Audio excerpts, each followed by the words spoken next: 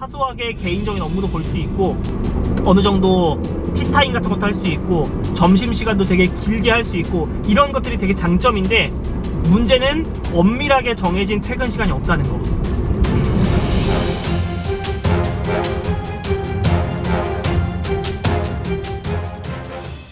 자, 여러분, 제가 요 며칠 동안 영상을 올리면서 언론 산업에 대한 얘기를 많이 했었어요. 근데 제가 찍은 컨텐츠들을 다시 이렇게 쭉 되돌이켜 보다 보니까 너무 비관적으로 컨텐츠를 찍은 것 같은 거야. 언론 산업이 호황기를 끝내고 점점 내리막길을 걷고 있다, 이렇게 가다가는 정말 호흡되고 망할 거다, 뭐 이런 얘기들을 많이 했는데 사실을 기반으로 내가 겪은 것들을 기반으로 얘기를 한 거지만 요 컨텐츠를 소비하는 분들께 기운 빠지는 얘기가 되는 것 같은 거야. 이번에는 기자라는 직업의 장점에 대해서 좀 얘기를 해볼게요. 기자라는 직업이 결국 대중들을 상대하는 거다 보니까 이 직업의 장단점이 대부분 여기서 나와요. 넓은 범위의 사람들에게 영향을 미치는 것에서 장점과 단점이 함께 나옵니다. 물론 오늘은 기자라는 직업의 장점에 대해서 주로 설명을 하겠지만 내가 아무리 생각을 해봐도 어떻게 모든 부분에서 장점만 있겠어. 이 장점이 반대로 단점도 될 수 있는 거지. 주로 이 기자라는 직업의 장점에 대해서 얘기를 하겠지만 단점도 함께 다룰 거라는 거.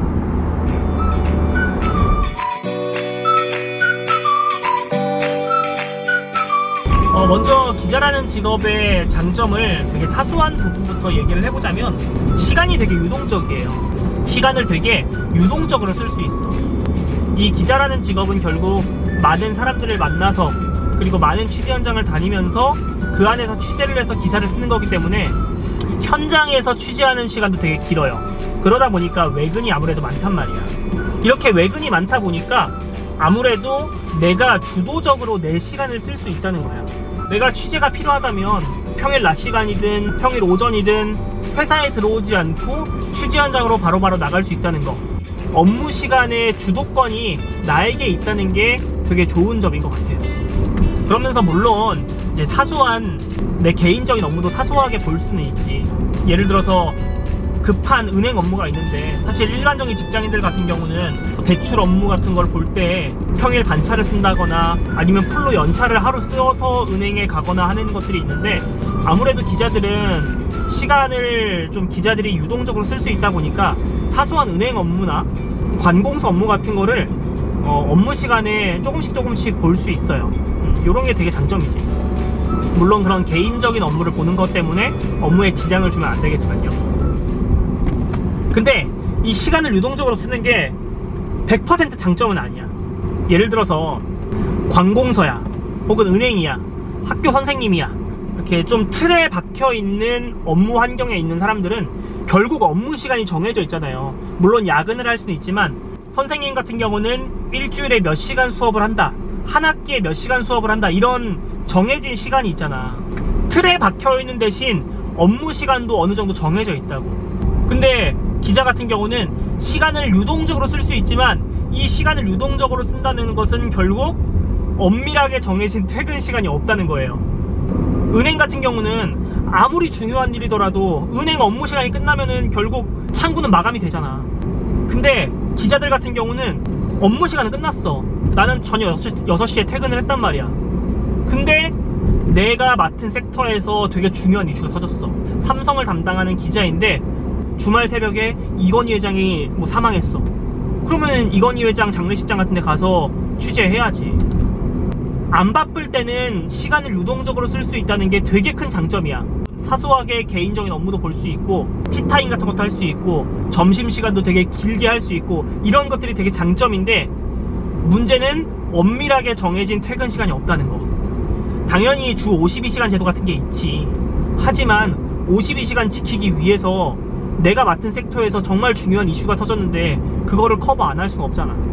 이렇게 시간을 유동적으로 쓸 수 있다는 게 아주 큰 장점이자 아주 큰 단점이기도 해요.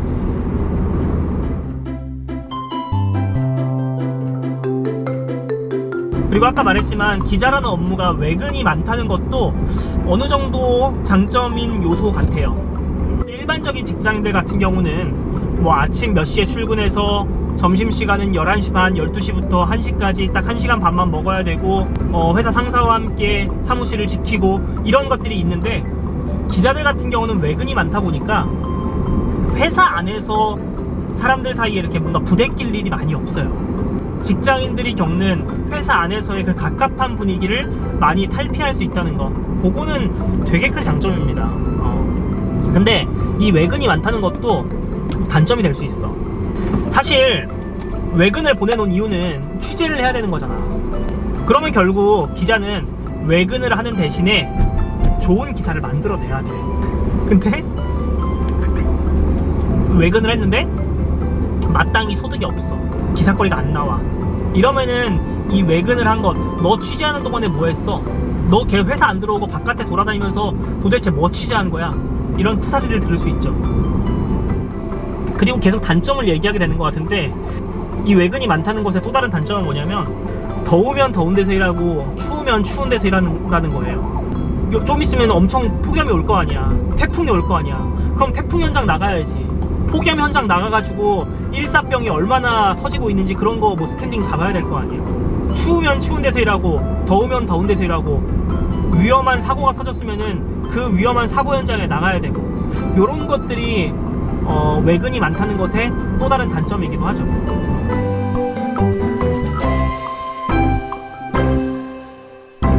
그리고 기자라는 직업의 또 다른 장점은 사람을 많이 만날 수 있다는 거예요. 기자라는 직업이 예전만큼 사회적인 위치나 뭐 입지가 되지는 못하지만, 그래도 아직까지는 사회적으로 공신력이 있고 어떤 사회적인 위치가 어느 정도 보장이 돼 있는 직업이란 말이에요. 그러다 보니까 내가 일반적인 대기업 직원이었다면, 내가 일반적인 공무원이었다면 만나기 힘든 사람들을 기자라는 직업을 내가 갖고 있기 때문에 만날 수 있는 경우가 많아요. 대중들이 쉽게 만날 수 없는 사람들을 기자들은 상대적으로 쉽게 만날 수 있고, 조금 더 어떤 정보를 빨리 파악할 수 있다는 거, 이런 거는 되게 큰 장점 중에 하나죠. 근데 이 부분에 있어서는 크게 단점을 찾기는 어려워요. 뭐 유력 인사들을 많이 만날 수 있고 중요한 정보들을 빨리빨리 캐치할 수 있는 위치에 있다는 게 단점이 되긴 어렵겠지. 하지만 이 부분도 예전만큼 큰 장점이 되지는 못한 이유가 뭐냐면, 예전에는 그런 유력 인사들이 뭐 정치인들, CEO들 이런 사람들이 매체에 많이 노출을 되려고 했어. TV나 신문에 많이 노출이 되고 싶어 했어요. 어떤 유력 인사들이 대중들에게 본인들을 홍보하기 위한 수단이 신문과 TV 정도밖에 없었지만, 요즘은 개인 SNS나 개인 유튜브 채널이라던가 이렇게 자기 PR을 스스로 할 수 있는 시대잖아. 그러다 보니까 그 유력 인사들이 기성 매체들을 찾는 것들이 많이 줄어들었어요. 그리고 생각을 해보니까 사람을 많이 만날 수 있는 것도 조금 단점이 되는 부분도 있는 것 같아. 결국 그 사람들을 많이 만나서 그 사람들로부터 어떤 기사거리를 캐와야 되는데, 근본적으로 사람을 만나기 싫어하는 사람들이 있거든. 이건 개인의 성향 문제인데, 기자인데 사람을 만나는 게 되게 꺼려지고 사람 얼굴 못 외우고 이런 사람들이 있다니까. 대표적인 게 누구야? 저예요, 저. 난 진짜 좀 사회성 부족하거든요. 사람 만나는 거 안 좋아해. 그리고 사람 얼굴을 잘 못 외워. 나는 기자라는 직업에 처음 들어왔을 때는 이 사람을 만난다는 것에 대한 부담이 되게 컸어요. 시간이 지나면서 어느 정도 극복이 돼가고는 있지만, 그래도 처음부터 막 형님 동생하고 지내고 뭐 한두 번 만난 사람들과 되게 친해지는 그런 사람들에 비해서는 나는 좀 불리한 조건을 갖고 있지. 사람 만나는 것 자체를 부담스러워하는 사람들에게는 기자라는 직업이 사람을 많이 만나는 직업이라는 것이 되게 단점이 될 수가 있지.